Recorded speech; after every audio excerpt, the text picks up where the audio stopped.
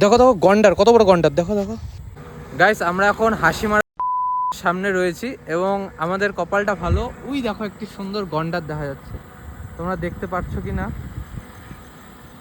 এই দেখো সুন্দর ঘাস খাচ্ছে গন্ডার। আমি জলদাপাড়া জঙ্গল সাফারি করেছি, তখন আমার চোখে গন্ডার পড়ে নেই, কিন্তু আমি ভাই র্যান্ডম সুন্দর দেখো দেখতে পাচ্ছি। আমাদের কিন্তু এই জলদাপাড়া যেটা আছে সেটা কিন্তু একশৃঙ্গ গন্ডারের জন্য বিখ্যাত, এবং এই যে এখানে কিন্তু একশৃঙ্গ গন্ডার। এর একটু আগে আরও ভালো করে দেখা যাচ্ছিল, প্রচুর লোকও জমেছিল, কিন্তু কিছু কিছু ফালতু লোকের জন্য ওরা ডিস্টার্ব করছিল, চিল্লাচিল্লি করছিল, এর জন্য ভিতরে ঢুকে গেছিলো। তো আমরা কিছুটা দাঁড়িয়েছিলাম, এখন আবার বেরিয়েছে, আমরা দেখতে পাচ্ছি। সো ভালো, বন্যপ্রাণকে কখনো ডিস্টার্ব করবে না, যেরকম আছে চুপচাপ করে দেখো, দেখে চলে যাও, সেটাই সবচেয়ে ভালো জিনিস। কাউকে দেখছো কখনো এর আগে সামনে? আমি দেখিনি, আমি আজকে ফার্স্ট দেখলাম। হ্যাঁ আমিও, কিন্তু অনেকটা বড়, কিন্তু এখান থেকে ফোনে হয়তো এতটা বোঝাতে পারছি না, বাট অনেকটা বড়।